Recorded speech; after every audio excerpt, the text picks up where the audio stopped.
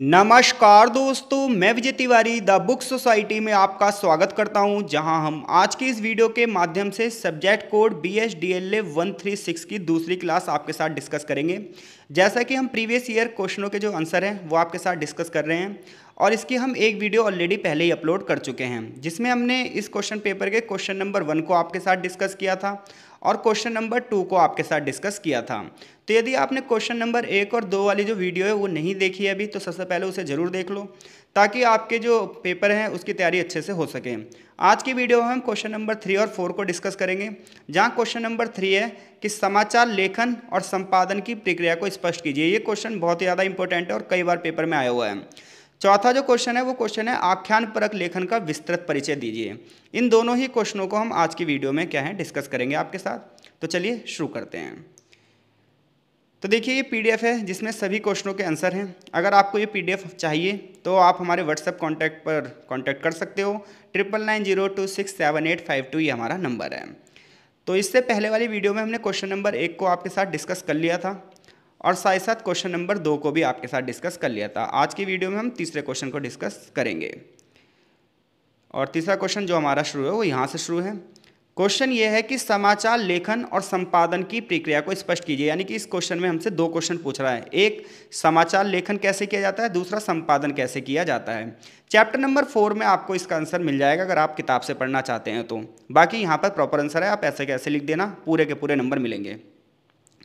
तो देखो, समाचार लेखन और समाचार संपादन ये दो महत्वपूर्ण प्रक्रियाएं हैं पत्रकारिता के क्षेत्र में। यानी कि जब खबरों को लिखा जाता है तो उसमें समाचार लेखन और संपादन दो महत्वपूर्ण अलग अलग प्रोसेस हैं और यही खबरों को संरक्षित करते हैं और यही खबरों को प्रस्तुत करते हैं। इनके माध्यम से जो समाचार है यानी कि जो इन्फॉर्मेशन है वो दर्शकों तक प्रभावी ढंग से पहुंचाई जाती है। हालांकि यहाँ पर दर्शक नहीं पाठक होंगे, क्योंकि समाचार पत्र को पढ़ने वाले लोगों को पाठक कहा जाता है और न्यूज़ देखने वालों को जो है दर्शक कहा जाता है। तो यहाँ पर हम पाठक शब्द का प्रयोग करेंगे क्योंकि हम यहाँ पर समाचार पत्रों की बात कर रहे हैं। तो समाचार पत्र लेखन में समाचार लेखन और संपादन दो महत्वपूर्ण एक्टिविटी हैं और पत्रकारिता के क्षेत्र में ये दोनों ही एक्टिविटी अपनी महत्वपूर्ण जगह रखती हैं, क्योंकि इनके माध्यम से ही इन्फॉर्मेशंस को, न्यूज़ को पाठकों तक प्रभावी ढंग से पहुंचाया जाता है। अब हम बात कर रहे हैं समाचार लेखन की प्रक्रिया क्या होती है, यानी कि किस तरीके से समाचार लेखन किया जाता है। तो देखो, समाचार अगर आपको लिखना है तो सबसे पहले क्या होनी चाहिए आपके पास, इन्फॉर्मेशन। तो किसी भी समाचार को लिखते समय, तो समाचार को लिखने से पहले क्या है, बहुत सारी इन्फॉर्मेशन इकट्ठी की जाती हैं। अब जो ये इन्फॉर्मेशन है वो अलग अलग सोर्सेज से इकट्ठी की जाती हैं। तो विभिन्न सोर्सों से प्राप्त सूचनाओं को समाचार का रूप देना समाचार लेखन का मुख्य काम है। लेकिन इसका मतलब ये नहीं है कि हर एक इन्फॉर्मेशन को आप समाचार बना दोगे। आजकल पता क्या हो गया है, मीडिया का लेवल इतना डाउन हो गया है कि वो किसी भी इन्फॉर्मेशन को क्या है, समाचार बना दे रहे हैं, जबकि हर इन्फॉर्मेशन समाचार नहीं होती। ध्यान रखना। अब समाचार कौन सी इन्फॉर्मेशन होती है, तो कोई इन्फॉर्मेशन जब समाचार बनती है जब उसका पब्लिकली यूज़ होता है, यानी कि सार्वजनिक रूप से जुड़ा होता है, लोग उस सूचना को प्राप्त भी करना चाहते हों। तो मेन ये है कि कोई भी इन्फॉर्मेशन जिसका संबंध किससे हो, लोगों के समूह से हो, तो हम ये कहेंगे हाँ वो समाचार है। जैसे ईरान इजराइल का वॉर चल रही है तो ये एक समाचार है, क्योंकि इसके बारे में सब लोगों को जो है अवेयर होना बहुत ज़्यादा जरूरी है। इसी प्रकार से अभी हमारे देश में एक बहुत दुखद घटना हुई, अहमदाबाद में प्लेन क्रैश हो गया। तो ये जो समाचार है ये लोगों को मिलना बहुत ही ज़्यादा जरूरी है। लेकिन ये कुछ समाचार ऐसे बना देते हैं कि आज हमने हवाई अड्डे पर प्रियंका चोपड़ा को स्पॉट किया, तो ये कोई समाचार है, ये कोई सूचना, इससे हमें क्या ही कर लेंगे भाई, स्पॉट किया तुम करो स्पॉट, हम क्या करें। तो सिंपल सी बात है, आज थोड़ा सा पत्रकारिता का जो है इस तरह वो गिर गया है, बट हम यहाँ पर वो बात नहीं करेंगे। हम बात कर रहे हैं कि समाचार लेखन का प्रोसेस क्या होता है। तो समाचार लेखन में जो पहला प्रोसेस होता है वो सूचनाओं को इकट्ठा करना। तो विभिन्न सोर्सेज से सूचनाएं इकट्ठी की जाती हैं और उन्हें समाचार का रूप दिया जाता है। लेकिन ये भी ध्यान रहे, हर एक इन्फॉर्मेशन को हम जो है वो समाचार नहीं कहेंगे, और समाचार उसे ही कहेंगे जिसका सार्वजनिक रूप से जो है जुड़ाव होता है और लोग उस सूचना को प्राप्त करना चाहते हैं। तो समाचार लेखन की प्रक्रिया सबसे पहले इन्फॉर्मेशन को इकट्ठा करने से शुरू होती है। जहाँ जो पत्रकार होते हैं वो घटना स्थल पर जाते हैं, यानी कि जहाँ पर घटना घटी है वहाँ पर जाएंगे और वहाँ पर फिर उन घटनाओं को लिखेंगे। बहुत सारी सरकारी रिपोर्टों से भी जो है समाचार प्राप्त किए जाते हैं। प्रेस विज्ञप्ति से ही बहुत सारे, यानी कि जब कोई जो नेता है वो प्रेस विज्ञप्ति जारी करता है तो वहाँ से भी जाकर जो है इन्फॉर्मेशन इकट्ठी की जाती है। इसके अलावा इंटरव्यू यानी कि साक्षात्कार के माध्यम से और सोशल मीडिया के माध्यम से भी जानकारी प्राप्त की जाती है।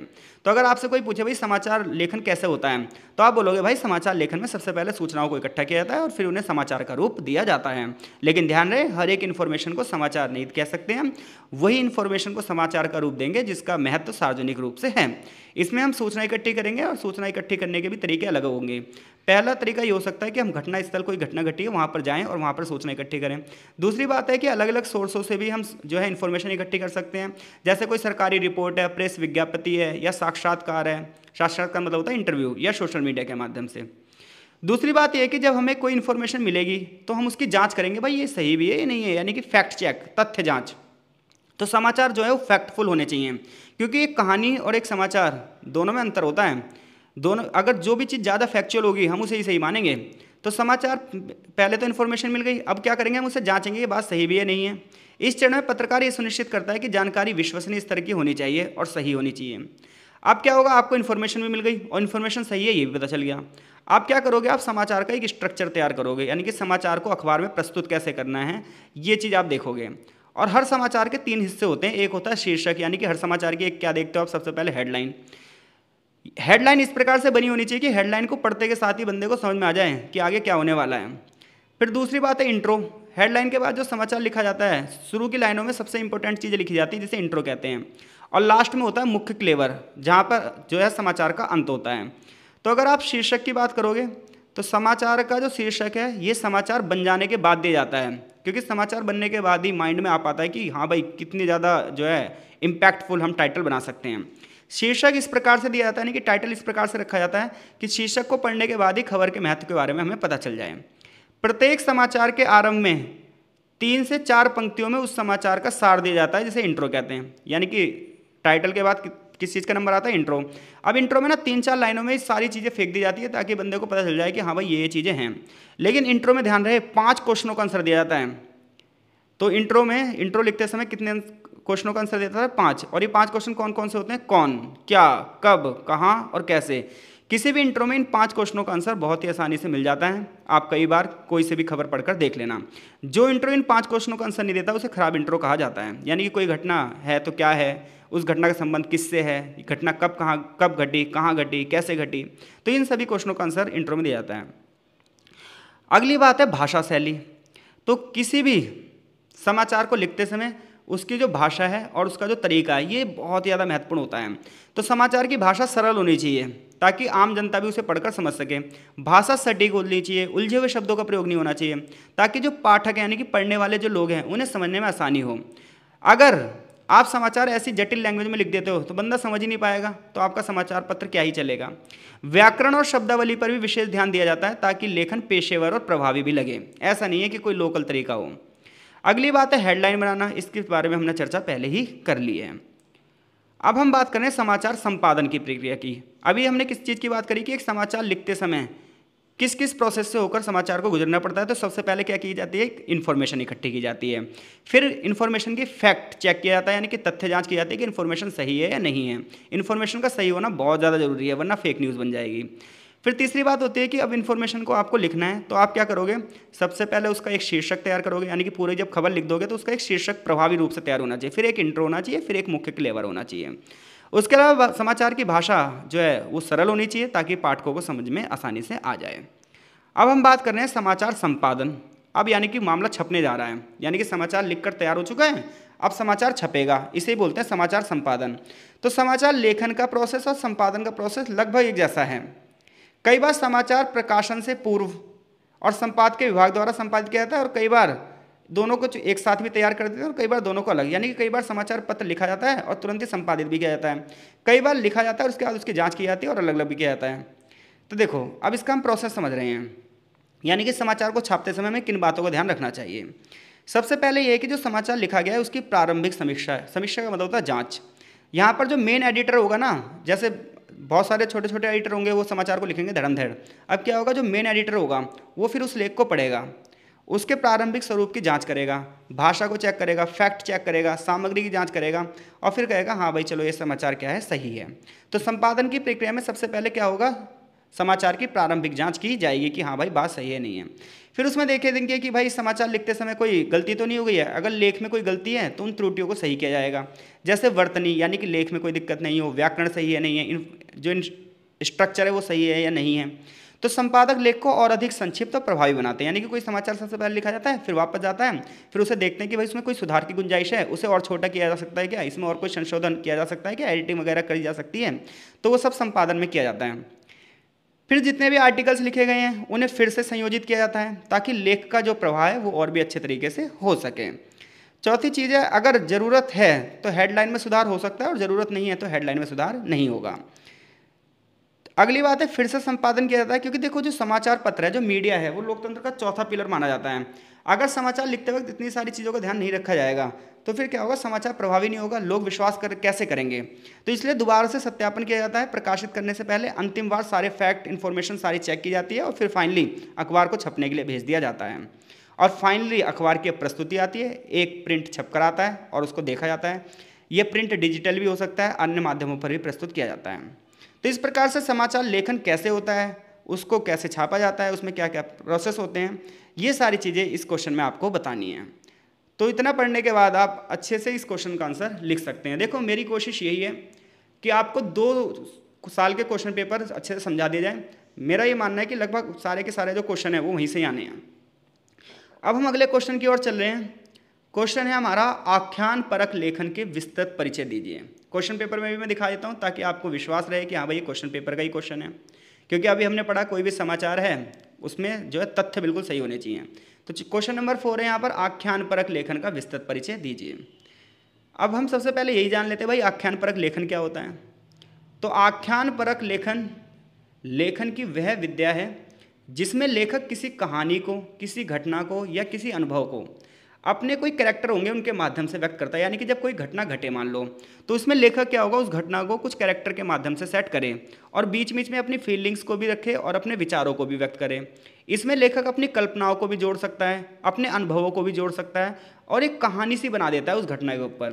तो जब भी अगर आप अखबार पढ़ते होंगे तो जैसे मान लो कोई घटना घटी, तो उस घटना में क्या होगा, लेखक अपने कुछ काल्पनिक कैरेक्टर डाल देगा और उस कैरेक्टर के माध्यम से, उस चरित्र के माध्यम से क्या करेगा, उस कहानी को आपको बताएगा। तो ये इस प्रकार का जो लेखन होता है वो आख्यान होता है। आख्यान का मतलब ये होता है एक तरीके से कहानी लेखन, हालांकि पूरी तरीके से में कहानी नहीं होती है। तो कोई आपसे पूछे भाई आख्यान परक लेखन क्या है, तो आख्यान परक लेखन वह लेखन का वह कला है जिसमें लेखक क्या होगा, किसी कहानी को या किसी घटना को या किसी अनुभव को अपने पात्रों के माध्यम से, पात्र का मतलब है कैरेक्टर रखेगा, जैसे 2-3 नाम रख देगा, फिर उनके माध्यम से बात कहलाएगा कि हाँ भाई इसने ऐसे कहा, इसने ऐसे कहा, इसने कैसे कहा। तो पात्रों के माध्यम से यानी कैरेक्टर के माध्यम से अपने अनुभव को व्यक्त करेगा, ये आख्यान परक लेखन होता है। इसमें लेखक ना कहानी से जुड़ी अपनी भावनाएं भी जोड़ सकता है, अपने विचारों को भी जोड़ सकता है, अपनी कल्पनाओं को भी जोड़ सकता है, जिसमें पात्रों के माध्यम से कहानी आगे बढ़ेगी और जो पढ़ने वाला बंदा है वो उससे जुड़ा रहेगा। इस प्रकार से आख्यान की अगर आप बात करोगे तो आख्यान एक ऐसी साहित्यिक कला है जिसमें किसी घटना को, किसी कहानी को, किसी अनुभव को या किसी जीवन वृत्तांत को यानी कि बायोग्राफी को या किसी घटना विशेष का वर्णन किया जाएगा। इस लेखन शैली में क्या होगा, कथा की संरचना ऐसी होगी कि उसमें कुछ पात्र होंगे, यानी कि कहानी इस तरीके से लिखी जाएगी, उसमें कुछ कैरेक्टर होंगे, 4 से 5 लोग भी हो सकते हैं। वैसे एक अच्छी कहानी वही मानी जाती है इसमें कम से कम कैरेक्टर हों। उसका एक जगह भी होगी, पर्टिकुलरली समय भी होगा और घटनाओं का आपस में संबंध भी होगा।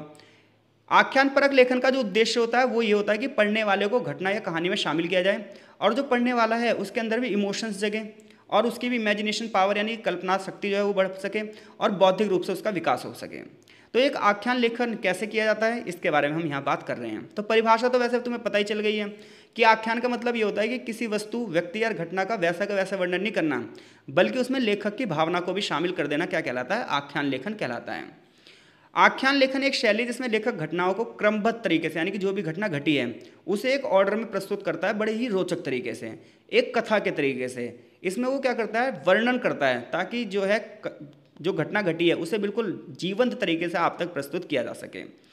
आख्यान लेखन में जो मुख्य तत्व होता है वो क्या होता है, तो आख्यान लेखन में मुख्य तत्व होता है सबसे पहले कथानक। कथानक वो व्यक्ति होता है जिसके आसपास सारी घटनाएं क्या होती हैं, घूमती रहती हैं। तो मुख्य घटनाक्रम या कहानी को केंद्र में मानकर लेखन किया जाता है। दूसरी बात होती है, मुख्य तत्व होते हैं आख्यान के कैरेक्टर्स, यानी कि जिनके माध्यम से हम कहानी की बात कर रहे हैं। तीसरी बात होती है, तीसरा तत्व होता है स्थान और समय। तो हर कहानी जो है किसी एक स्थान पर गढ़ी जाती है और किसी एक समय पर गढ़ी जाती है। तो कहानी के जो घटना स्थल हैं और कहानी का जो समय है वो उससे जुड़ा हुआ होना चाहिए, तभी एक कहानी को आप प्रभावी रूप से प्रस्तुत कर सकते हो। अगली बात यह है कि एक आख्यान का जो चौथा तत्व होता है वो होता है डायलॉग, संवाद। क्योंकि अगर पात्र हैं, 2-3 लोग हैं, तो उनके संवाद किस तरीके से होंगे, तो जो उनकी जो संवाद होंगे, जो उनके डायलॉग होंगे, वो बहुत ही ज़्यादा प्रभावशाली होनी चाहिए और भावनाओं के माध्यम से होनी चाहिए, ताकि पढ़ने वाले को ऐसा लगे यार क्या बात है, क्या ही बात बोल दी इसने। लेकिन ये भी ध्यान रहे भाई, पढ़ने वाले को भी इसमें ना, इसकी एक समस्या ये है आख्यान की, पढ़ने वाला भी ना उतना ही होशियार होना चाहिए जितना लिखने वाला, तभी पढ़ने वाले की बात समझी जा सकती है। अगला तत्व होता है दृष्टिकोण। तो लेखक या कथाकार की दृष्टि कहानी को व्यक्त करने का निर्धारित तरीका रखती है, यानी कि लिखने वाला बंदा जिस व्यू को बढ़ावा देगा, जिस अप्रोच को बढ़ावा देगा, वो उसी तरीके से वो अपनी कहानी को भी लिखेगा। इसके अलावा विशेषताएं क्या होती है आख्यान की, तो घटनाओं को स्पष्ट तरीके से, व्यवस्थित तरीके से प्रस्तुत किया जाता है, पाठक को बांधे रखने का प्रयास किया जाता है और एक रोचक तरीके से कहानी को दर्शाया जाता है। लेखक के अनुभव होते हैं, इसमें भावनाएं होती हैं और विचार होते हैं, और हर आख्यान का उद्देश्य अपने पाठकों को किसी संदेश या भावना से जोड़ना होता है। जैसे आपको बचपन में कहानी सुनाई जाती थी, फिर ये कहा जाता था इस कहानी का क्या उद्देश्य है, इस कहानी से हमें क्या शिक्षा मिलती है। तो इसी प्रकार से जो आख्यान लिखा जाता है, इसका उद्देश्य भी होता है कि पाठकों को, यानी कि पढ़ने वालों को कोई संदेश दिया जाए, उसे किसी भावना से जोड़ा जाए। अब देखो, आख्यान के ना कई सारे प्रकार भी होते हैं। जैसे कुछ आख्यान होते हैं जीवनी परक, यानी कि उसमें किसी व्यक्ति की बायोग्राफी दी जाती है। जैसे मान लो महात्मा गांधी की बायोग्राफी दे दी, नरेंद्र मोदी की बायोग्राफी दे दी, राहुल गांधी की बायोग्राफी दे दी। तो किसी व्यक्ति के जीवन की घटनाओं को क्रमबद्ध रूप से प्रस्तुत किया जाता है, उसकी बायोग्राफी दी जाती है, उसमें उसके जीवन से जुड़ी हुई मेन मेन घटनाओं को रखा जाता है। जीवनी परक आख्यान होते हैं। कुछ होते हैं हिस्टोरिकल, यानी कि ऐतिहासिक आख्यान, इसमें इतिहास की घटनाओं और व्यक्तियों पर चीज़ें लिखी जाती हैं। एक होते हैं काल्पनिक, जिसमें लेखक अपनी कल्पना के आधार पर कथा लिखता है। कुछ होते हैं यात्रा विवरण, जैसे आपने हिंदी किताबों में देखे होंगे बहुत सारे यात्रा विवरण। तो उसमें क्या होता है, कोई व्यक्ति जैसे कैलाश की यात्रा पर जा रहा है, मानसरोवर की यात्रा पर जा रहा है, तो अपने यात्रा के अनुभव लिख रहा है, वो यात्रा विवरण होते हैं। कुछ लोग समाज की समस्याओं पर लिखते हैं, सामाजिक संबंधों पर लिखते हैं, समाज के मुद्दों पर लिखते हैं, ये सामाजिक आख्यान कहलाता है। आख्यान का प्रभाव क्या होता है, ये पाठकों को प्रेरित करता है, उनके अंदर इमोशंस को बढ़ावा देता है, शिक्षा को बढ़ावा देता है और मनोरंजन भी करता है। तो निष्कर्ष क्या पड़ेगा, निष्कर्ष ये लिखा जाएगा कि आख्यान परक लेखन साहित्य की एक महत्वपूर्ण कला है, जो पाठक को घटनाओं और पात्रों के साथ जोड़ती है। ये शैली न सिर्फ मनोरंजन प्रदान करती है, बल्कि लोगों को भावनात्मक रूप से ही मजबूत करती है और विचारों को भी बढ़ावा देती है और व्यक्तियों को कार्य करने के लिए प्रेरित भी करती है। तो अगर ये दोनों क्वेश्चन आए तो मैं ये आशा करता हूँ आप इनमें से दोनों क्वेश्चनों को अच्छे से कर दोगे। तो अब तक हम 4 क्वेश्चनों को आपके साथ डिस्कस कर चुके हैं, क्वेश्चन नंबर 1, 2, 3 और 4। तो यहाँ पर इस क्वेश्चन पेपर का जो भाग 1 है वो कंप्लीट हो जाता है, क्योंकि हमने देखा था क्वेश्चन पेपर 3 भागों में था। 20-20 नंबर के कोई से भी 2 क्वेश्चन आपको इन चारों में से करने हैं, और ये चारों ही क्वेश्चन हम डिस्कस कर चुके हैं। अगर इन 4 में से 2 क्वेश्चन इस बार पेपर में आते हैं तो आप दोनों क्वेश्चन बहुत अच्छे से कर दोगे। अब हम इस वीडियो के भाग 3 में पूरे के पूरे भाग खा को कंप्लीट करेंगे, जिसमें हम 10-10 नंबर के जो 6 के 6 क्वेश्चन हैं इनको आपके साथ डिस्कस करेंगे। तो कमेंट बॉक्स में ज़रूर कमेंट करके मुझे बताओ कि चीज़ें समझ में आपको आ रही हैं या नहीं आ रही हैं, क्योंकि अगर आपको चीज़ें समझ में नहीं आ रही होंगी तो हम और अच्छे तरीके से आपको समझाएंगे भाई, तो वो अगले वीडियो में हो पाएगा। लेकिन अगर आप कमेंट ही नहीं करोगे तो हमें पता कैसे चलेगा भाई चीज़ें अच्छे से हो रही हैं नहीं हो रही हैं। तो मिलते हैं आपसे वीडियो के भाग 3 में, तब तक के लिए आपका बहुत बहुत धन्यवाद।